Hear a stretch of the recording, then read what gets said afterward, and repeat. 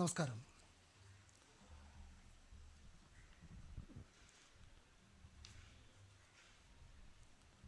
ഒരു വിദ്യാർത്ഥിയായിരിക്കെ ഒരു ദിവസം മുഴുവൻ ഈ പരിമല സെമിനാരിയിലും പരിസരത്തും ഞാനിങ്ങനെ അലഞ്ഞു തിരിച്ച് നടന്നിട്ടുണ്ട്. അത് ഡോക്ടർ സാമുവൽ ചന്ദ്രപ്പള്ളി പത്രാധിപരായിരുന്ന ഓർത്തഡോക്സ് യൂത്ത് എന്ന മാസികയ്ക്ക് വേണ്ടി ഒരു ഫീച്ചർ തയ്യാറാക്കാനായിരുന്നു. അത് ഒരു പരിമല പെരുന്നാളിൻ്റെ കാലമായിരുന്നു.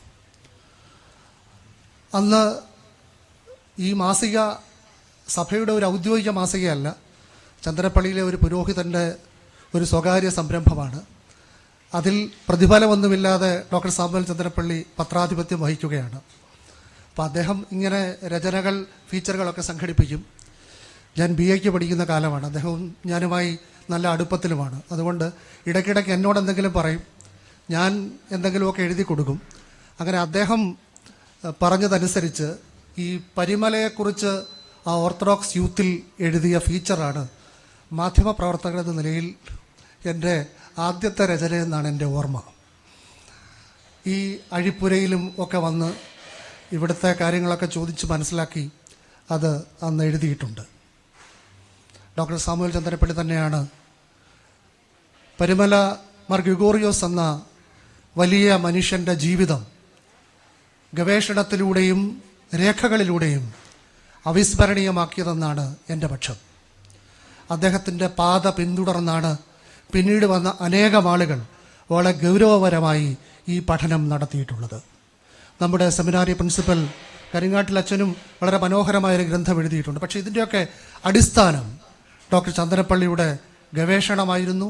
നേരിട്ട് അദ്ദേഹം മനസ്സിലാക്കി എഴുതിയ ആധികാരിക പഠനങ്ങളും ഗ്രന്ഥങ്ങളുമായിരുന്നു. പക്ഷേ അദ്ദേഹത്തെ പോലെയുള്ളവരെ നാം എത്രത്തോളം സ്മരിക്കുന്നുണ്ട് ഇപ്പോഴെന്നത് മറ്റൊരു കാര്യം. അതവിടെ നിൽക്കട്ടെ. പക്ഷേ ഇവിടെ നിൽക്കുമ്പോൾ എനിക്ക് ഡോക്ടർ സാമുവൽ ചന്ദ്രപ്പള്ളിയെയും അദ്ദേഹത്തിൻ്റെ രചനകളെയും വിസ്മരിക്കാനാവില്ല. അദ്ദേഹം ഈ ചരിത്ര ഗ്രന്ഥങ്ങൾ എഴുതുക മാത്രമല്ല, അതിമനോഹരമായ ഗാനങ്ങളും എഴുതിയിട്ടുണ്ട്. ആരുടെയെങ്കിലും ഓർമ്മയിൽ അതുണ്ടോ എന്ന് എനിക്കറിയില്ല. പരിമല പെരുന്നാളിനൊക്കെ സാധാരണ എല്ലാ ഉത്സവങ്ങളിലും എഴുതുന്ന തട്ടുപൊളിപ്പൻ പാട്ടുകൾ മാത്രം ഉണ്ടായിരുന്ന കാലത്താണ് ആരോ ഒരാൾ അദ്ദേഹത്തെ സമീപിച്ച് അദ്ദേഹം ഒരു ആൽബത്തിന് വേണ്ടി ഗാനം എഴുതുന്നു. അദ്ദേഹം കവിത തന്നെ എഴുതിയിട്ടുണ്ടെന്ന് എനിക്ക് തോന്നുന്നില്ല. ഗാനം ആദ്യമായിട്ട് എഴുതുകയാണെന്നാണ് എന്നോട് പറഞ്ഞത്. അതിലെ ഏതാനും വരികൾ ഇപ്പോഴും ഞാൻ ഓർക്കുന്നുണ്ട്. പർണശാല പർണശാല പരിശുദ്ധ താതൻ്റെ പ്രാർത്ഥനശാല, വെട്ടിക്കൽ ദേറയിൽ പർണശാലയിൽ വെട്ടിത്തിളങ്ങുന്ന ദിവ്യജ്യോതിസേ, സന്യാസി ശ്രേഷ്ഠരാം അന്തോനിയോസിൻ സംശുദ്ധ ജീവിതം ധന്യമാക്കി നീ, ശുദ്ധ ജീവിതം പുണ്യമാക്കി നീ. എത്ര അർത്ഥവത്തായ വരികളാണ്. അതുപോലെയുള്ള വരികളിലൂടെ പരിമല പെരുന്നാളിന് ഇറക്കിയൊരു ഗാനം എൻ്റെ ശ്രദ്ധയിൽപ്പെട്ടിട്ടില്ല. അങ്ങനെയുള്ള ഒരുപാട് തിഷ്ണാശാലികൾ ചരിത്രത്തിൽ രേഖപ്പെടുത്തിയതാണ് പരിമല മാർ ഗ്രിഗോറിയോസിൻ്റെ ജീവിതം.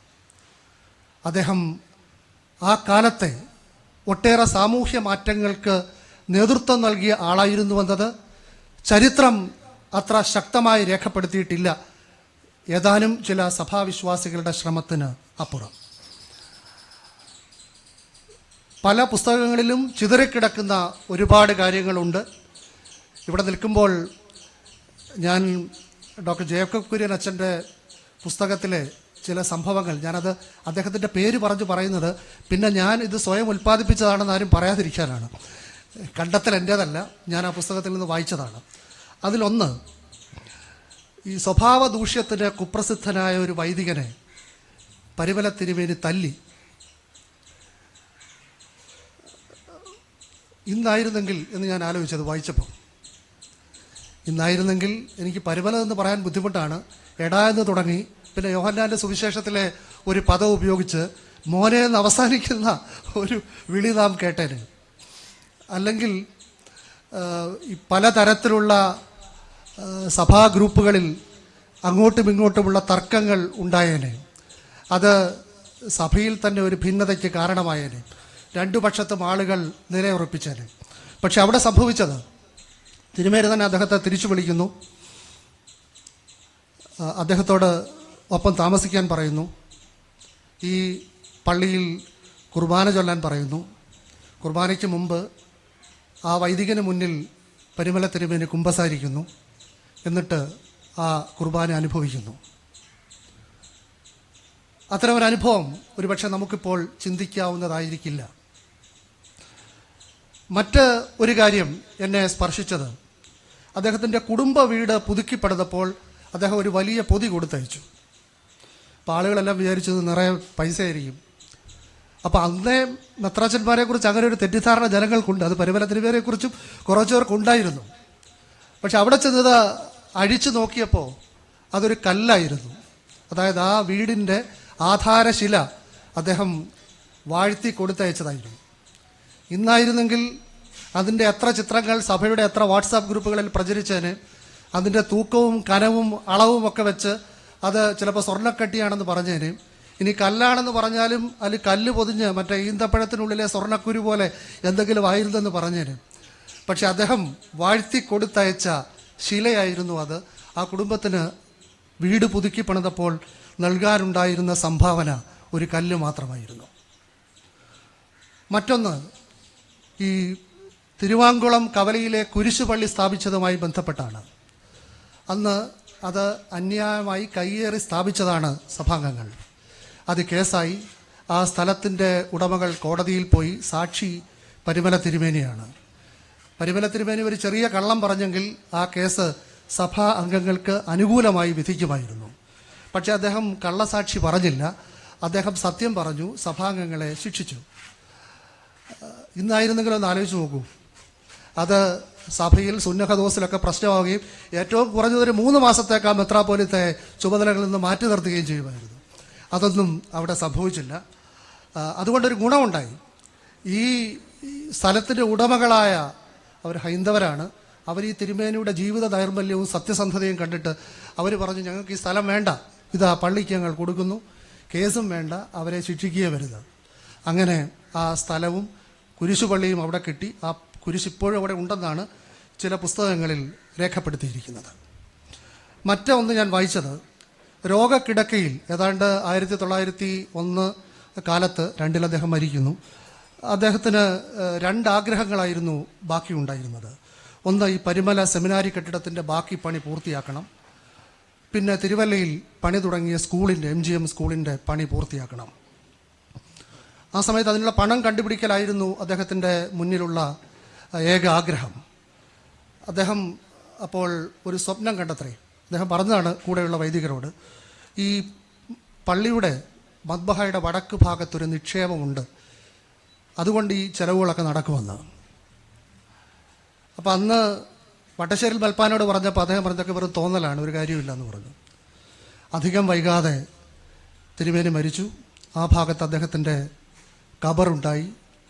ആ ഖബറിലേക്ക് ആയിരങ്ങൾ, പതിനായിരങ്ങൾ, ലക്ഷങ്ങൾ വന്നു തുടങ്ങി. അവരുടെ നേർച്ചപ്പണം അവിടെ കുമിഞ്ഞുകൂടി. അതുകൊണ്ട് സെമിനാരി കെട്ടിടത്തിൻ്റെ ബാക്കി ഭാഗവും സെൻറ്റ് മേരീസ് തിരുവല്ലയിലെ MGM സ്കൂളും പൂർത്തിയാക്കി. പിന്നെ എന്തൊക്കെ പൂർത്തിയാക്കിയെന്ന് എനിക്കറിയില്ല, ബാക്കിയുള്ളവർക്കെല്ലാം അറിയാമായിരിക്കും.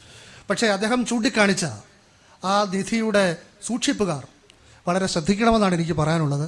അത് പരിമല തിരുമേനി ദർശനത്തിലൂടെ കണ്ടെത്തിയ നിധിയാണ്. അതിൽ നിന്നുള്ളതിലെല്ലാം എവിടെയെങ്കിലും ആരെങ്കിലും കണക്ക് പറയേണ്ടി വരും. 19-ാം നൂറ്റാണ്ടിൻ്റെ 2ാം പകുതിയിലാണ് പരിമല തിരുമേനി ജീവിച്ചിരുന്നത്. നാം അദ്ദേഹത്തിൻ്റെ പ്രവർത്തനത്തെയും ജീവിതത്തെയും ഏത് തരത്തിൽ വിലയിരുത്തിയാലും ആ കാലഘട്ടത്തെക്കുറിച്ച് അറിയണം. 21-ാം നൂറ്റാണ്ടിൽ ജീവിക്കുന്ന നമുക്ക് ആ ജീവിത സാഹചര്യങ്ങളും സാമൂഹ്യ സാഹചര്യങ്ങളും ഒട്ടും മനസ്സിലാവണമെന്നില്ല. ആ കാലത്തെ മനസ്സിലാക്കാതെ അദ്ദേഹത്തിൻ്റെ പ്രവർത്തനങ്ങളെ നമുക്ക് വിശദീകരിക്കാനും കഴിയുകയില്ല. അത് കേരള നവോത്ഥാനത്തിൻ്റെ കാലമാണ്. കേരളം എന്ന സംസ്ഥാനം രൂപീകരിക്കപ്പെട്ടിട്ടില്ലെങ്കിലും തിരുവിതാംകൂറും കൊച്ചിയും മലബാറും ഒക്കെയായി നാട്ടുരാജ്യങ്ങളും ബ്രിട്ടീഷ് മേൽക്കോയ്മയൊക്കെയായി കഴിഞ്ഞ കാലമാണത്. അത് ഒരുപാട് സാമൂഹിക പരിവർത്തനങ്ങൾക്ക് തുറക്കം കുറിച്ച കാലമാണ്. അതിന് കാരണമായി നിന്നത് കുമാരനാശാൻ പറഞ്ഞതുപോലെ തൊട്ടുകൂടാത്തവർ, തീണ്ടിക്കൂടാത്തവർ, ദൃഷ്ടിയിൽപ്പെട്ടാലും ദോഷമുള്ളവർ. ചില ആളുകൾക്ക് പൊതുസ്ഥലത്തേക്ക് വരാൻ കഴിയില്ല, ചില ആളുകൾക്ക് ഇത്ര ദൂരം മാത്രമേ നിൽക്കാൻ കഴിയുകയുള്ളൂ, ചില ആളുകൾക്ക് ആരാധനാലയങ്ങളിൽ കടക്കാനാവില്ല, ചില ആളുകൾക്ക് വിദ്യാലയങ്ങളിൽ പ്രവേശനം നിഷിദ്ധമാണ്. അങ്ങനെ മനുഷ്യരോട് എങ്ങനെ ഇന്ന് നാം പെരുമാറുന്നുവോ അതിനൊക്കെ വിരുദ്ധമായ ഒരു പെരുമാറ്റം ഉണ്ടായിരുന്ന, അത് ശരിയെന്ന് ആളുകൾ വിശ്വസിച്ചിരുന്ന ഒരു കാലം. ആ കാലത്താണ് പരിമല തിരുമേനിയും ജീവിച്ചിരുന്നത്. അന്ന് ഈ ഉച്ചനീചത്വങ്ങൾ ഇല്ലാതാക്കി സമത്വബോധം വളർത്താനും അജ്ഞാനത്തിൻ്റെ അന്ധത നീക്കി ജ്ഞാനത്തിൻ്റെ പ്രകാശം പരത്താനും ശ്രമിച്ച ആളുകളെയാണ് നാം നവോത്ഥാന നായകർ എന്ന് വിളിക്കുന്നത്. അത്തരം നവോത്ഥാന നായകരിൽ ഒരു പ്രധാന സ്ഥാനം കിട്ടേണ്ട ആളാണ് പരിമല മാർ ഗ്രിഗോറിയോസ്. പക്ഷേ ചരിത്രത്തിൽ അദ്ദേഹം അങ്ങനെ ഇടം നേടിയിട്ടില്ല. അദ്ദേഹത്തിൻ്റെ പ്രവർത്തനങ്ങളും സംഭാവനകളും എത്രമാത്രം വലുതായിരുന്നുവെന്ന് നമുക്ക് മനസ്സിലാവണമെങ്കിൽ അദ്ദേഹത്തിൻ്റെ കാലത്ത് ജീവിച്ചിരുന്ന മറ്റാളുകളുടെ, ചരിത്രത്തിൽ രേഖപ്പെടുത്തിയിരിക്കുന്ന മറ്റാളുകളുടെ സംഭാവനകളോട് അദ്ദേഹത്തിൻ്റെ ജീവിതത്തെയും നാം ചേർത്ത് വായിക്കണം. ആ പ്രവർത്തനങ്ങൾ, അവരുടെ സംഭാവനകൾ അറിയുമ്പോൾ മാത്രമേ നാം പരിമല മാർ ഗ്രിഗോറിയോസിൻ്റെ സംഭാവനകളെ തിരിച്ചറിയുകയുള്ളൂ. പരിമല തിരുമേനി ജനിച്ചത് 1848 1902 54 വയസ്സിൽ അദ്ദേഹം ഈ ലോകത്തോട് യാത്ര പറഞ്ഞു. 54 വയസ്സ് വരെ മാത്രം ജീവിച്ച ആൾ. എന്നേക്കാൾ 1 വയസ്സ് മാത്രം കൂടുതലുള്ളപ്പോഴാണ് അദ്ദേഹം ലോകത്ത് നിന്ന് പോയത്. ആ കാലത്തിനുള്ളിലാണ് അദ്ദേഹം ഇത്ര അധികം കാര്യങ്ങൾ ചെയ്തത്. എന്നെക്കുറിച്ചുള്ള ഒരു പരിചയപ്പെടുത്തലിനുള്ള വിവരങ്ങൾ കരിങ്ങാട്ടിലച്ഛൻ ചോദിച്ചപ്പോൾ ഞാൻ പറഞ്ഞു, ഒന്നുമില്ലച്ചു, ഇപ്പോൾ നിങ്ങൾ ഈ കണ്ടുകൊണ്ടിരിക്കുന്നതല്ലാതെ ഒന്നുമില്ല, ഒന്നും പറയാനുമില്ല, പ്രവർത്തിച്ചതിൻ്റെ കണക്കുമില്ലെന്നാണ്. അങ്ങനെ പറഞ്ഞിടത്ത് നിന്ന് അച്ഛൻ ഇത്രയൊക്കെ ഒപ്പിച്ചു എന്ന് ഞാൻ ഇവിടെ നിന്ന് കേൾക്കുകയായിരുന്നു. അതിൽ കാലഗണനയിൽ ചില പിഴവുകൾ ഞാൻ ജോലി തുടങ്ങിയൊക്കെ സംബന്ധിച്ചുണ്ടായിരുന്നെങ്കിൽ പോലും അദ്ദേഹത്തോട് ഞാനത് പറയാതിരുന്നുകൊണ്ടാണ്. അതിൽ നിന്ന് അദ്ദേഹം ഒരുപാട് കാര്യങ്ങൾ ഇങ്ങനെ പറഞ്ഞു. പക്ഷേ എനിക്ക് കേട്ടപ്പോൾ അത് ഈ മുഴങ്ങുന്ന ചെമ്പും ചിലമ്പുന്ന കൈത്താളവും പോലെയാണ് തോന്നിയത്. അത്രയ്ക്കൊന്നും ഞാനില്ല എന്നുള്ളത് കൊണ്ടാണ്. അച്ഛൻ്റെ കുഴപ്പമല്ല, എൻ്റെ കുഴപ്പമാണ് അത്. പക്ഷെ പരിമല തിരുമേനി ഈ കാലത്തിന് ഇടയിലാണ് ഇത്ര അധികം കാര്യങ്ങൾ ചെയ്തു തീർത്തത്. 29 വയസ്സിൽ ഒരാൾ മെത്രാപ്പോലിത്തയായി തിരഞ്ഞെടുക്കപ്പെടുന്നു. ഒരു ചെറിയ പ്രായത്തിൽ അങ്ങനെ ഒരാൾ മെത്രാപ്പോലിത്ത ആവുന്നു എന്നുള്ളത് ഒരു പക്ഷേ അത്ഭുതമായിരുന്നിരിക്കാം. പക്ഷെ അത് വളരെ മുമ്പായിരുന്നോ എന്ന് അന്ന് സംശയം തോന്നും. പക്ഷേ 54 വയസ്സ് വരെ ജീവിച്ച ഒരു മനുഷ്യൻ്റെ ജീവിതവുമായി ബന്ധപ്പെടുത്തി ചിന്തിച്ചാൽ 29 വയസ്സ് അദ്ദേഹത്തിന് മുമ്പേ കിട്ടിയ പദവിയല്ല, ജീവിതകാലത്തിൽ അദ്ദേഹത്തിന് കിട്ടേണ്ട ഒരു പദവിയായിരുന്നു. അതുകൊണ്ടാണ് ഒരു 4 നൂറ്റാണ്ട് അദ്ദേഹത്തിൻ്റെ സേവനം മലങ്കര ഓർത്തഡോക്സ് സഭയ്ക്ക് കിട്ടിയത്. എല്ലാ മനുഷ്യരുടെയും ജീവിതത്തിൽ എന്ത് മുമ്പ് വന്നു, എന്ത് വൈകി വന്നു എന്നുള്ളത് എല്ലാം ആപേക്ഷികമാണ്. അതവരുടെ ജീവിതകാലത്തെ മാത്രം ആശ്രയിച്ച് ഇരിക്കുന്നതുമാണ്. അദ്ദേഹത്തിന് മുമ്പേ ജനിച്ച, ചരിത്രത്തിൽ ഇടം പിടിച്ച ആളാണ് ചാവറ കുര്യാക്കോസ് ഏലിയാസ് അച്ഛൻ. 1805 ജനിച്ച് 1871 മരിച്ച, ഇപ്പോൾ കത്തോലിക്ക സഭ വിശുദ്ധനായി പ്രഖ്യാപിച്ച ചാവറ കുര്യാക്കോസ് ഏലിയാസ് അച്ഛൻ. ഈ പള്ളിക്കൊപ്പം പള്ളിക്കൂടങ്ങളും സ്ഥാപിക്കണം എന്ന ദർശനം ക്രൈസ്തവർക്കിടയിൽ പടർത്തിയ പുരോഹിതനായിരുന്നു അദ്ദേഹം. എല്ലാ പള്ളികളിലും പള്ളിക്കൂടം വേണമെന്നാണ് അദ്ദേഹം പറഞ്ഞത്. അദ്ദേഹം ഈ കത്തോലിക്ക സഭയിലെ തന്നെ ഒരു ഭിന്നതയുടെ കാലത്ത് ഈ സുറിയാനി ക്രിസ്ത്യാനികളുടെ, അതായത് അതിലെ മാർത്തോമൻ പാരമ്പര്യമുള്ള ആളുകളുടെ വികാരി ജനറലായി നിയമിക്കപ്പെട്ടപ്പോൾ അദ്ദേഹം ഇറക്കിയ ആദ്യത്തെ സർക്കുലർ അതാണ്. എല്ലാ പള്ളിക്കുമൊപ്പം ഒരു പള്ളിക്കൂടം വേണം, അത് നിർബന്ധമാണ്. അപ്പോൾ ചിലരൊക്കെ അതിന് പണമില്ല, സൗകര്യമില്ല എന്നൊക്കെ പറഞ്ഞപ്പോൾ അത് തുടങ്ങാത്തവരെ മുടക്കുമെന്നാണ് ആ സർക്കുലറിൽ പറഞ്ഞിരുന്നത്. അപ്പോൾ ഒരു പള്ളിക്കൊപ്പം ഒരു സ്കൂൾ വേണം, ആ പള്ളിക്കൂടത്തിൽ എല്ലാവർക്കും പ്രവേശനം വേണം. അങ്ങനെ സ്കൂളുകൾ സ്ഥാപിച്ച് വിദ്യാഭ്യാസം നൽകി ഒരു സമൂഹത്തെ എങ്ങനെ മുന്നോട്ട് കൊണ്ടുവരാം എന്ന് കാണിച്ചു തന്ന ആളാണ് ചാവറ കുര്യാക്കോസ് ഏലിയാസ് അച്ഛൻ. ജാതി മത വ്യത്യാസമില്ലാതെ വിദ്യാർത്ഥികളെ പഠിപ്പിച്ചു. അദ്ദേഹം പ്രിന്റിംഗ് പ്രസ് സ്ഥാപിച്ചു, നസ്രാണി ദീപിക പ്രസിദ്ധീകരിച്ചു. അങ്ങനെ അക്ഷരത്തിൻ്റെയും ആശയത്തിൻ്റെയും ഒക്കെ വെളിച്ചം വിതറിയ ഒരു കർമ്മയോഗിയായിരുന്നു ചാവറ കുര്യാക്കോസ് ഏലിയാസ് അച്ഛൻ. അതേപോലെയുള്ള ദർശനങ്ങൾ വിദ്യാഭ്യാസ കാര്യങ്ങളിൽ വെച്ചു പുലർത്തിയ ആളാണ് അദ്ദേഹത്തിന് ശേഷം ജനിച്ച പരിമല മാർ ഗ്രിഗോറിയോസ്. വിദ്യാഭ്യാസ മേഖലയിൽ അദ്ദേഹത്തിൻ്റെ സംഭാവനകൾ നിസ്തുലമാണ്. 1895 തുമ്പമണിൽ പള്ളിമേടയിൽ അദ്ദേഹം ഇംഗ്ലീഷ് സ്കൂൾ തുടങ്ങുന്നത്. പിന്നീട് അതിന് തന്നെ കെട്ടിടമുണ്ടാക്കാനുള്ള ശ്രമം തുടങ്ങി. അദ്ദേഹം മരിക്കുന്നതിന് മുമ്പ് ആ കെട്ടിടം പൂർത്തിയാക്കി പുതിയ സ്കൂളിലേക്ക് അത് മാറി. ഇപ്പോഴും തുമ്പമണിൽ ഒരുപാട് വിദ്യാർത്ഥികൾക്ക് വെളിച്ചം പകർന്നുകൊണ്ട് ആ സ്കൂൾ അവിടെ നിലനിൽക്കുന്നു. Mulanthuruthy saint Thomas English school, കുന്നംകുളത്ത് Mar Ignatius school, Parelangadi saint Mary's school, നേരത്തെ പറഞ്ഞ Thiruvalla MGM school, Kottayam Thazhathangadi school എല്ലാം പരിമല തിരുമേനിയുടെ ശ്രമഫലമായി ഉണ്ടായതാണ്. കരിങ്ങാട്ടിലച്ചൻ്റെ പുസ്തകത്തിൽ ദളിതർക്ക് വേണ്ടി തുടങ്ങിയ മറ്റ് ചില സ്കൂളുകളുടെ കണക്ക് കൂടി പറയുന്നുണ്ട്. അങ്ങനെ ആ കാലം വെച്ച് നോക്കുമ്പോഴാണ് 19-ാം നൂറ്റാണ്ടിൽ വിദ്യാഭ്യാസം ഒരുപാട് പേർക്ക് നിഷിദ്ധമായിരുന്ന ഒരു കാലത്താണ് എല്ലാവർക്കും വേണ്ടി അദ്ദേഹം വിദ്യാഭ്യാസ സ്ഥാപനങ്ങൾ തുടങ്ങിയത്. ഇംഗ്ലീഷ് വിദ്യാഭ്യാസം നിർബന്ധമാണെന്ന് പറഞ്ഞത്. അദ്ദേഹത്തിൻ്റെ യെരുശലേം യാത്ര കഴിഞ്ഞ് പരിമലയിൽ അദ്ദേഹം നടത്തിയ പ്രസംഗത്തിൽ ഇംഗ്ലീഷ് വിദ്യാഭ്യാസത്തിൻ്റെ ആവശ്യകതയെക്കുറിച്ചാണ് അദ്ദേഹം ഊന്നിപ്പറഞ്ഞത്. നല്ല പുസ്തകങ്ങളൊക്കെ രചിക്കപ്പെട്ടത് ഇംഗ്ലീഷിലാണ്. ആ ഭാഷ അറിഞ്ഞാലേ അത് വായിക്കാൻ കഴിയൂ. അത് വായിച്ചാലേ മഹാന്മാരായ ആളുകളുടെ ആശയങ്ങൾ നമുക്ക് ഉൾക്കൊള്ളാനാവൂ. അതുകൊണ്ട് ജാതി മത ഭേദമന്യേ എല്ലാവരെയും ഇംഗ്ലീഷ് പഠിപ്പിക്കണമെന്നാണ് അദ്ദേഹം ആ പ്രസംഗത്തിൽ പറഞ്ഞത്. അങ്ങനെ വിദ്യാഭ്യാസ പ്രവർത്തനത്തിൽ അത് ജാതിമത ഭേദമന്യേ എല്ലാവർക്കും പ്രാപ്യമാക്കുന്നതിൽ ചാവറ കുര്യാക്കോസ് അച്ഛൻ്റെ സ്ഥാനം പോലെ ചരിത്രത്തിൽ ഇടം നേടേണ്ട ഒന്നാണ് പരിമല മാർ ഗ്രിഗോറിയോസിൻ്റേത്. പക്ഷേ അത് അതുപോലെ രേഖപ്പെടുത്തിയിട്ടില്ല എന്നത് ഒരു ചരിത്ര സത്യവുമാണ്. കഴിഞ്ഞ നൂറ്റാണ്ടിലെ 19-20 നൂറ്റാണ്ടുകളുടെ ഭാഗമായി നാം ചിന്തിച്ചാൽ ഏറ്റവും മഹാനായ മലയാളി ആരെന്ന് ചോദിച്ചാൽ അതിനൊരു ഒറ്റ ഉത്തരമേ ഉള്ളൂ: ശ്രീ നാരായണ ഗുരു. അദ്ദേഹവും പരിമല തിരുമേനിയുടെ കാലത്ത് ജീവിച്ചിരുന്ന ആളാണ്. തിരുമേനി മരിച്ചതിന് ശേഷവും അദ്ദേഹം ജീവിച്ചു. 1848 പരിമല തിരുമേനി ജനിച്ചു. 1855 ശ്രീനാരായണ ഗുരു ജനിച്ചു. പരിമല തിരുമേനി ജനിച്ച് 7 വർഷം കഴിഞ്ഞ്. അദ്ദേഹത്തിൻ്റെ സംഭാവനയും നാം മനസ്സിലാക്കേണ്ടത് ആ കാലത്തെ പരിഗണിച്ചുകൊണ്ടാണ്. ഞാൻ നേരത്തെ പറഞ്ഞ അതേ കാലം. പക്ഷെ അവിടെ ഭേദങ്ങളും ദ്വേഷങ്ങളുമല്ല, സമഭാവനയും സാഹോദര്യവുമാണ് ഒരു ജനതയുടെ ഹൃദയമന്ത്രമെന്നാണ് നാരായണ ഗുരു ഓർമ്മിപ്പിച്ചത്. ഗുരുവിൻ്റെ മഹാസമാധിയുടെ ശതാബ്ദി 2028 3 വർഷം നീണ്ടു നിൽക്കുന്ന ആ ശതാബ്ദി ആഘോഷത്തിൻ്റെ ഉദ്ഘാടനമാണ് കഴിഞ്ഞ ദിവസം രാഷ്ട്രപതി ശ്രീമതി ദ്രൗപദി മുർമു വർക്കലയിൽ നിർവഹിച്ചത്. 2002 പരിമല തിരുമേനിയുടെ ചരമ ശതാബ്ദിയും ഇതുപോലെ വിപുലമായി ആചരിച്ചിരുന്നു.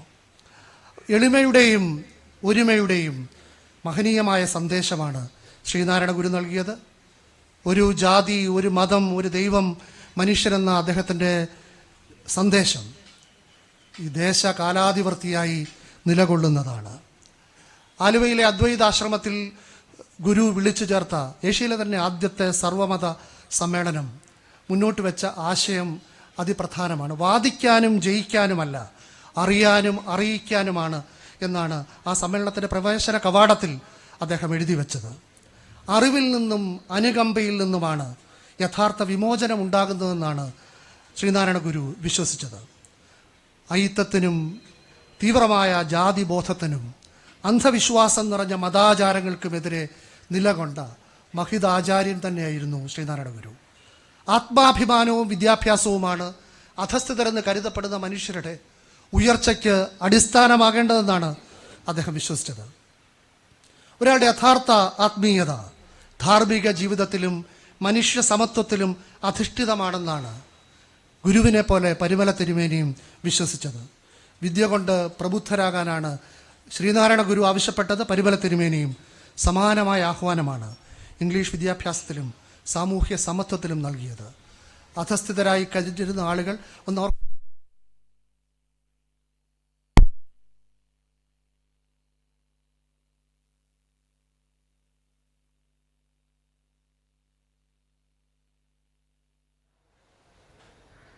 പല സ്ഥലങ്ങളിൽ പ്രവേശിക്കുന്നതിനുള്ള തടസ്സവും എല്ലാം ഉണ്ടായിരുന്നു. ക്രൈസ്തവരുടെ ഇടയിലും ആ പ്രശ്നമുണ്ട്. ഇവരെ അംഗീകരിക്കാൻ ക്രൈസ്തവ സമൂഹവും തയ്യാറാവില്ല. അതുകൊണ്ടാണ് പരിമല തിരുമേനിക്ക് അവരെ പ്രത്യേക പള്ളികളിലേക്ക് ആദ്യം കൊണ്ടുവരേണ്ടി വന്നത്, ക്ഷമിക്കണം, പ്രത്യേക സ്കൂളുകൾ അവർക്ക് വേണ്ടി ആദ്യം തുറക്കേണ്ടി വന്നത്. അദ്ദേഹം പറയുന്നത് അവർ ഈ സമൂഹത്തിലേക്ക് വരട്ടെ, ആ പരിചയം ഉണ്ടായിക്കഴിയുമ്പോൾ അവരെ പൊതുവായ ആരാധനാലയങ്ങളിലേക്കും സ്കൂളുകളിലേക്കും പ്രവേശിപ്പിക്കാമെന്നാണ്. അന്നത്തെ സാമൂഹിക അവസ്ഥയിൽ അതുമാത്രമേ സാധ്യമാകുമായിരുന്നുള്ളൂ. അത് അദ്ദേഹം പ്രാവർത്തികമാക്കുകയും ചെയ്തു. നാം ഇപ്പോഴത്തെ കോണ്ടെക്സ്റ്റിൽ അത് ചിന്തിക്കാവുന്നതല്ല. അത് വലിയ വിവാദങ്ങൾക്ക് ഇടയാക്കും. പള്ളികളിലെ പ്രവേശനം തൊട്ട് പ്രത്യേക സ്കൂളുകൾ ആരംഭിക്കുന്നത് വരെ ഇപ്പോഴത്തെ നമ്മുടെ സാമൂഹ്യ സാഹചര്യങ്ങളും നമ്മുടെ നിയമങ്ങളും വെച്ച് നമുക്ക് അളക്കാവുന്നതല്ല. അന്ന് ഇതൊക്കെ ചിന്തിക്കുന്നതിനും അപ്പുറത്തേക്കുള്ള പരിഷ്കരണ നടപടികളായിരുന്നു. കാരണം രണ്ട് സമൂഹത്തിൽ നിന്നും എതിർപ്പുണ്ടാവും, സ്വന്തം സമൂഹത്തിൽ നിന്നും മറ്റൊരു സമൂഹത്തിൽ നിന്നും. ഇത് രണ്ടിനെയും നേരിടാനുള്ള തന്ത്രങ്ങളാണ് അദ്ദേഹം ആവിഷ്കരിച്ചത്. അത് ആ വിഭാഗത്തിൻ്റെ ഉന്മനന, അവരുടെ ഉയർച്ചയ്ക്ക് കാരണമായിട്ടുണ്ട് എന്ന് തന്നെയാണ് ചരിത്രം രേഖപ്പെടുത്തുന്നത്. ഈ കൗണ്ടർ മലയാളി മെമ്മോറിയൽ 1891 ആലപ്പുഴയിൽ നടന്ന കൗണ്ടർ മലയാളി മെമ്മോറിയത്തിൽ പരിമല തിരുമേനി അധ്യക്ഷനായിരുന്നുവെന്നാണ് ചില പുസ്തകങ്ങളിൽ കണ്ടത്. സത്യത്തിൽ അത് പിന്തിരിപ്പൻ മൂവ്മെൻ്റ് ആയിരുന്നു എന്ന് ഇപ്പോൾ ഉള്ളവർക്ക് തോന്നും. കാരണം കേരളത്തിലെ അന്നത്തെ തിരുവിതാംകൂറിലെ ജോലികളിൽ ഈ തമിഴ് ബ്രാഹ്മണർക്കും ഉന്നത ജാതിക്കാർക്കും മാത്രം പ്രവേശനം ഉണ്ടായിരുന്ന ഒരു കാലത്ത് അതിനെതിരെയായിരുന്നു മലയാളി മെമ്മോറിയൽ. അവിടെ നായർക്കും ക്രിസ്ത്യാനിക്കും ഒക്കെ ജോലി സംവരണം വേണമെന്ന് ആവശ്യപ്പെട്ടുകൊണ്ടാണ് മലയാളി മെമ്മോറിയൽ വന്നത്. പക്ഷേ ആ കൗണ്ടർ മലയാളി മെമ്മോറിയൽ എന്ന് പറഞ്ഞാൽ ഞങ്ങൾക്ക് അങ്ങനെയുള്ള ജോലിയൊന്നും വേണ്ട, അത് ആളുകൾ മെറിറ്റിൽ ഉണ്ടാക്കിയെടുക്കേണ്ടതാണ്. അങ്ങനെ സ്വന്തം സമുദായത്തിന് കിട്ടുമായിരുന്ന ജോലി സംവരണം വേണ്ടെന്ന് പറഞ്ഞുകൊണ്ടാണ് അദ്ദേഹം ഈ പരിശ്രമത്തിലൂടെ നേടിയെടുക്കേണ്ടതല്ല, സംവരണത്തിലൂടെ നേടിയെടുക്കേണ്ടതാണ്, സംവരണത്തിലൂടെ ഉണ്ടാവേണ്ടതല്ല ജോലികൾ എന്ന നിലപാടെടുത്തത്. അത് അവിടെ നിൽക്കട്ടെ, അത് മറ്റൊരു വ്യത്യസ്ത വിഷയം.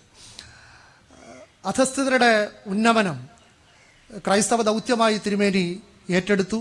ദളിതരുടെ ഇടയിൽ പ്രവർത്തിച്ചു, അവരെ അനുഗ്രഹിച്ചു. ചെന്നിത്തല, കാളികുന്ന്, മല്ലപ്പള്ളി, പുതുപ്പള്ളി, കല്ലങ്കത്ര എന്നിവിടങ്ങളിൽ ദളിതർക്കായി പ്രത്യേക പ്രവർത്തനങ്ങൾക്ക് നേതൃത്വം നൽകി. അവർക്കിടയിൽ പ്രവർത്തിക്കാൻ സെമിനാരി വിദ്യാർത്ഥികളെ നിയോഗിച്ചു. അവർക്കായി പള്ളികളും പള്ളിക്കൂടങ്ങളും ഉണ്ടാക്കി. അവർക്ക് എല്ലാ നല്ല വിദ്യാഭ്യാസവും നൽകാനുള്ള ക്രമീകരണങ്ങൾ അദ്ദേഹം ഉണ്ടാക്കിയെന്നാണ് പല പുസ്തകങ്ങളിലും രേഖപ്പെടുത്തിയിരിക്കുന്നത്. ക്രൈസ്തവ ദൗത്യം സമൂഹത്തിലെ സാധുക്കളുടെ ഇടയിലേക്ക് ഇറങ്ങിച്ചെന്ന് അവരുടെ കഷ്ടപ്പാടുകൾ തീർക്കുകയും അവർക്ക് അറിവുണ്ടാക്കി കൊടുക്കുകയും അവരെ പാപങ്ങളിൽ നിന്ന് രക്ഷിക്കുകയുമാണെന്നാണ് പരിമല തിരുമേനി വിശ്വസിച്ചത്. ഞാൻ നേരത്തെ പറഞ്ഞ പ്രസംഗം, ആ പ്രസംഗത്തിലെ ഇംഗ്ലീഷ് വിദ്യാഭ്യാസത്തിൻ്റെ പ്രാമുഖ്യം ഒക്കെ അദ്ദേഹം ഓർമ്മിപ്പിച്ചത്. ഞാൻ ഇവിടെ വരുന്നതിന് മുമ്പ് നമ്മുടെ സാഹിത്യ അക്കാദമിയിലെ തൃശ്ശൂരിലെ ഈ ആർക്കൈവ്സിൽ ഇപ്പോഴും സൂക്ഷിച്ചിട്ടുള്ള ആ പ്രസംഗത്തിൻ്റെ ഒരു പകർപ്പ് സംഘടിപ്പിച്ചിരുന്നു. അത് വായിച്ചപ്പോഴാണ്, ആ കാലഘട്ടത്തെ മുൻനിർത്തി വായിക്കുമ്പോഴാണ് അദ്ദേഹത്തിൻ്റെ ഈ ദർശനത്തെക്കുറിച്ച് നമുക്ക് ബോധ്യപ്പെടുക. ശ്രീനാരായണ ഗുരു നടത്തിയ പല പ്രവർത്തനങ്ങൾക്ക് സമാനമായ പ്രവർത്തനം അദ്ദേഹം ഈ മേഖലയിൽ നടത്തി. ധ്യാനത്തിലൂടെയാണ് ഗുരു സ്വയം രൂപപ്പെടുത്തിയത്. അദ്ദേഹത്തിൻ്റെ ജീവചരിത്രത്തിൽ എല്ലാം ധ്യാന മാർഗങ്ങൾ കാണാം. വെട്ടിക്കൽ ദേറയിലെ ധ്യാനത്തിലൂടെ സ്വയം രൂപപ്പെടുത്തിയ ആത്മീയ ആചാര്യനായിരുന്നു പരിമല തിരുമേനി. ഗുരുവിൻ്റെ എഴുത്തുകൾ പോലെ ഭാഷയ്ക്കും സാഹിത്യത്തിനും അനന്യ സംഭാവനകൾ പരിമല തിരുമേനി നൽകിയിട്ടുണ്ട്. അദ്ദേഹത്തിൻ്റെ ഊർസ്ലേം യാത്ര മലയാളത്തിലെ അച്ചടിച്ച ആദ്യത്തെ ലക്ഷണമൊത്ര യാത്രാ വിവരണമാണ്. അതിന് ചരിത്രത്തിൽ അർഹമായ സ്ഥാനം അങ്ങനെ കിട്ടിയിട്ടില്ലെങ്കിലും അത് അങ്ങനെ തന്നെയാണ്. ഞാൻ നേരത്തെ പറഞ്ഞതുപോലെ മിഷണറി സാഹിത്യത്തെക്കുറിച്ച് ഗവേഷണം നടത്തി ഡോക്ടർ ചന്ദ്രപ്പള്ളിയെ പോലെയുള്ള ആളുകൾ നിരന്തരമായി പരിശ്രമിച്ച് അതിന് ഒരു സ്ഥാനം ഇതിനകം ഭാഷാ ചരിത്രത്തിൽ ഉണ്ടാക്കി കൊടുത്തിട്ടുണ്ട്. അത് ഒരുപക്ഷെ വിസ്മൃതമാകുമായിരുന്ന ഒരു പുസ്തകത്തിൻ്റെ പുനർജനി കൂടി ആയിരുന്നു. ഗുരുവുമായി താരതമ്യപ്പെടുത്തുമ്പോൾ മറ്റൊന്ന് ഞാൻ കാണുന്നത്, ഈ കരിയും വേണ്ട കരിമരുന്നും വേണ്ട എന്നുള്ളത് ആ കാലത്ത് വിപ്ലവകരമായൊരു സന്ദേശമായിരുന്നു ശ്രീനാരായണ ഗുരുവിൻ്റേത്. ക്ഷേത്രോത്സവങ്ങളിൽ ആന വേണ്ട, വെടിക്കെട്ട് വേണ്ട, അതാണ് കരിയും വേണ്ട കരിമരുന്നും വേണ്ട. അന്നും അത് വിവാദമാണ്, ഇന്നും അത് വിവാദമാണ്. കാരണം ഞങ്ങൾ ഈ ആനകൾ ക്ഷേത്രങ്ങളിൽ നിരന്തരമായി ഇടഞ്ഞു തുടങ്ങിയപ്പോൾ, ഉത്സവപ്പറമ്പുകളിൽ ആനകളെ കൊണ്ട് ആളുകൾ മരിക്കാൻ തുടങ്ങിയപ്പോൾ ഈ ഒരു ക്യാമ്പയിൻ തുടങ്ങിയിരുന്നു, കരിയും വേണ്ട കരിമരുന്നും വേണ്ട. അതുകൊണ്ട് പിന്നീട് ഈ സംസ്ഥാനത്തെ പ്രധാന ഉത്സവവേദികളിൽ ഞങ്ങളുടെ റിപ്പോർട്ടർമാർക്ക് പ്രവേശിക്കാനാവാത്ത സ്ഥിതി ഉണ്ടായിരുന്നു. ഇതുപോലെയായിരുന്നു പരിമല തിരുമേനിയുടെ ഈ പെരുന്നാളുകളെക്കുറിച്ചുള്ള കാഴ്ചപ്പാടും. അദ്ദേഹം പറഞ്ഞത് കരിയും വേണ്ട കരിമരുന്നും വേണ്ട എന്നല്ല, കൊട്ടും വേണ്ട കളികളും വേണ്ട എന്നാണ്.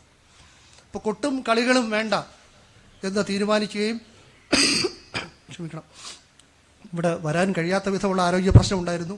ക്ഷണം ഏറ്റുപോയ ഒരു കാര്യമായിരുന്നതുകൊണ്ട് ഉപേക്ഷിക്കാൻ കഴിയാത്തതുകൊണ്ട് വന്നതാണ്.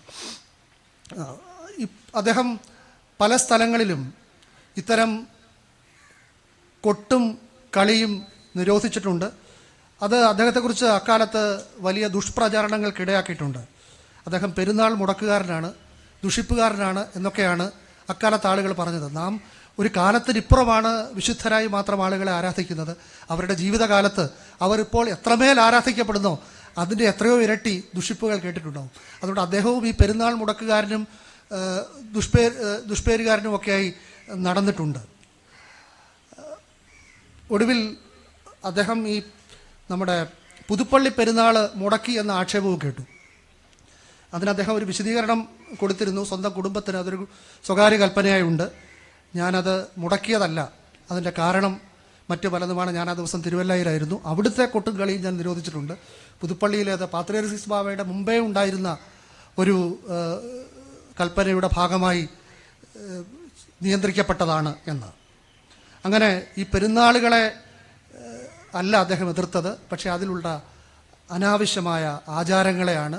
അതുകൊണ്ട് കരിയും വേണ്ട, കരിമരുന്നും വേണ്ട എന്ന് ഗുരു പറയുന്നതിന് മുമ്പേ കൊട്ടും വേണ്ട, കളിയും വേണ്ട എന്ന് പരിമല തിരുമേനി പറഞ്ഞിരുന്നു. പരിമല പെരുന്നാളിൽ ഇപ്പോൾ കൊട്ടും കളിയും ഉണ്ടോ എന്നെനിക്കറിയില്ല, ഉണ്ടെങ്കിൽ അത് നിരോധിക്കേണ്ടതാണ്. എന്ന് മാത്രമല്ല, അദ്ദേഹത്തിൻ്റെ പേരിലുള്ള എല്ലാ പള്ളികളിലും, മാർ ഗ്രിഗോറിയോസ് എന്ന പേരിൽ അറിയപ്പെടുന്ന പള്ളികളിലൊക്കെ അത് നിരോധിക്കേണ്ടതാണ്. മാർ ഗ്രിഗോറിയോസ് എന്ന മറ്റൊരു വിശുദ്ധൻ്റെ നാമത്തിലാണെന്ന് പറയാമെങ്കിലും ഇപ്പോൾ നാം മാർ ഗ്രിഗോറിയോസ് എന്ന് പറഞ്ഞാൽ പരിമല തിരുമേനിയാണല്ലോ ഓർക്കുന്നത്. പരിമല തിരുമേനിയുടെ മറ്റ് പല സമകാലികരുമുണ്ട്, ഞാൻ കൂടുതൽ സമയമെടുക്കുന്നില്ല. ചട്ടമ്പി സ്വാമി, ഈ അദ്ദേഹം ഒരു ക്രിട്ടിക്കൽ തിങ്കിങ് വളർത്തിയ ആചാര്യനാണ്. അത് സ്വന്തം സമൂഹത്തിൽ എങ്ങനെയാണ് ഈ പുതിയ കാഴ്ചപ്പാടുകൾ ഉണ്ടാക്കേണ്ടത് എന്ന് അറിയുകയും ആത്മീയ ഗ്രന്ഥങ്ങളെ യുക്തിയോടെ വിശദീകരിക്കുകയും ചെയ്ത ആളാണ്. ആലത്തൂർ സിദ്ധാശ്രമത്തിലെ ശിവയോഗി ഇതേ കാലഘട്ടത്തിൽ ജീവിച്ചിരുന്ന പരിഷ്കർത്താവാണ്. വക്കം അബ്ദുൽ ഖാദർ മൗലവി മുസ്ലിങ്ങൾക്കിടയിൽ ഈ പരിവർത്തനത്തിൻ്റെ ശബ്ദമുയർത്തിയ ആളാണ്. പരിവർത്തനയുടെ അതേ കാലഘട്ടത്തിൽ തന്നെ രാജ്യത്ത് പരിഷ്കാരത്തിൻ്റെ അഗ്നി ജ്വലിപ്പിച്ച രാജാറാം മോഹൻ റോയ് ഉണ്ട്, സ്വാമി വിവേകാനന്ദനുണ്ട്, ജ്യോതിറാവ് ഫൂലെ ഉണ്ട്, ദയാനന്ദ സരസ്വതി ഉണ്ട്, അങ്ങനെ പല ആളുകളുണ്ട്. ആ കാലത്ത് ജീവിച്ചിരുന്ന സാമൂഹ്യ പരിഷ്കർത്താവ് തന്നെയായിരുന്നു പരിമല തിരുമേനി. അദ്ദേഹത്തിൻ്റെ ജീവിതവും അദ്ദേഹത്തിൻ്റെ കാഴ്ചപ്പാടും അദ്ദേഹം ഈ പട്ടികയിൽ ഇടം പിടിക്കേണ്ട ആളാണെന്ന് തെളിയിക്കുന്നതാണ്. അദ്ദേഹം പല ഭദ്രാസനങ്ങളുടെ ചുമതല വഹിച്ചിട്ടുണ്ട്. നിരടത്തിൻ്റേത് മാത്രമല്ല, കൊല്ലത്തിൻ്റെയും തുമ്പമണിൻ്റെയും ഒക്കെ. ഒരർത്ഥത്തിൽ തിരുവിതാംകൂറിലെ സഭയുടെ മുഴുവൻ നേതാവായി അദ്ദേഹം നിന്നിട്ടുണ്ട്. അദ്ദേഹം തുമ്പമൺ ഭദ്രാസനത്തിൻ്റെ ചുമതല വഹിക്കുമ്പോഴാണ് ആളുകളുടെ അടുത്തേക്ക് ചെല്ലുകയായിരുന്നു അദ്ദേഹം ചെയ്തത്. അവരെ ശുശ്രൂഷിക്കാനുള്ള ധൈര്യം കാണിച്ച ആളാണ്. അതൊക്കെ ഹൃദയങ്ങൾ പറയുന്നു പരിമല മതി എന്ന പരസ്യവാചകത്തിൽ ചെയ്തതല്ല, അദ്ദേഹത്തിൻ്റെ ജീവിതം സമർപ്പിച്ച് ചെയ്തതാണ്. പരിമല തിരുമേനിയുടെ പേരിൽ സഭയ്ക്കകത്തും പുറത്തും നിരവധി സ്ഥാപനങ്ങളുണ്ട്, സ്കൂളുകളുണ്ട്, ആതുരാലയങ്ങളുണ്ട്. സഭ നടത്തുന്നത് മാത്രമല്ല, വ്യക്തികൾ നടത്തുന്നതുണ്ട്. അവയൊക്കെ നടത്തുന്നവർ അദ്ദേഹത്തിൻ്റെ ഞാനീ പറഞ്ഞ ജീവിത ദർശനങ്ങൾ ഉൾക്കൊള്ളുന്നുണ്ടോ എന്ന് സ്വയം ചോദിക്കേണ്ടതാണ്. കാരണം അദ്ദേഹത്തെ പോലെ ഒരു വിശുദ്ധൻ്റെ നാമം ആർക്കും വൃഥ ഉപയോഗിക്കാനുള്ളതല്ല. അതുകൊണ്ട് ഒന്നുകിൽ നിങ്ങൾ ആ പേര് ഉപേക്ഷിക്കണം, അല്ലെങ്കിൽ ഏറ്റവും കുറഞ്ഞത് ഒരു സ്ഥാപനം നടത്തുമ്പോൾ വരവും ചെലവും ഒത്തുപോകണമെന്നറിയാം, പക്ഷേ അമിത കച്ചവടത്തിനായി അത് ഉപയോഗിക്കരുത്. അത് പള്ളിയാണെങ്കിലും പള്ളിക്കൂടമാണെങ്കിലും ആശുപത്രിയാണെങ്കിലും ആ പേരെവിടെ ഉപയോഗിക്കുന്നുവോ അതിൻ്റെ മൂല്യം ഉയർത്താനുള്ള ബാധ്യത നമുക്കുണ്ട്. അല്ലെങ്കിൽ ഞാൻ നേരത്തെ ആ കബറിൻ്റെ സ്ഥാനത്തെ നിധിയുടെ കാര്യം പറഞ്ഞതുപോലെ കണക്ക് ബോധിപ്പിക്കേണ്ടി വരും. ചാവറയച്ചൻ്റെ ചരമശതാബ്ദി ആചരിക്കുമ്പോൾ ഡോക്ടർ സുകുമാർ അഴീക്കോട് പറഞ്ഞ ഒരു കാര്യം ഓർമ്മിപ്പിച്ചുകൊണ്ട് അവസാനിപ്പിക്കാം. 19-ാം നൂറ്റാണ്ടിൽ ജീവിച്ചിരുന്ന ഒരാൾ 20-ാം നൂറ്റാണ്ടിലും ആദരവോടെ അനുസ്മരിക്കപ്പെടണമെങ്കിൽ ആ മനുഷ്യൻ 19-ാം നൂറ്റാണ്ടിൽ ജീവിച്ചിരുന്നു കൊണ്ട് തന്നെ 20-ാം നൂറ്റാണ്ടും 21-ാം നൂറ്റാണ്ടും സൃഷ്ടിച്ച ആൾ ആയിരുന്നിരിക്കണം. അങ്ങനെയുള്ളവരെയാണ് നാം യുഗസൃഷ്ടാക്കൾ എന്ന് വിളിക്കുക. പരിമല തിരുമേനിയെക്കുറിച്ചും ഇത് നിസ്സംശയം നമുക്ക് പറയാൻ കഴിയും. പരിമല ദ്വീപിൽ മാർ ഗ്രിഗോറിയോസ് തിരുമേനി ഉയർത്തിയ ആത്മീയതയുടെ അഗ്നിജ്വാല ജീവിച്ചിരുന്ന കാലത്തെ മാത്രമല്ല, പിന്നീട് വന്ന കാലത്തെയും ദീപ്തമാക്കി. അങ്ങനെ 19-ാം നൂറ്റാണ്ടിൽ സഭയ്ക്കും സമൂഹത്തിനും വെളിച്ചം പകർന്ന പരിമല മാർ ഗ്രിഗോറിയോസ് 21-ാം നൂറ്റാണ്ടിൽ ജീവിക്കുന്ന നമുക്കും ഊർജം പകരുന്ന സൂര്യ തേജസ്സായി നിലനിൽക്കുന്നു. നമസ്കാരം.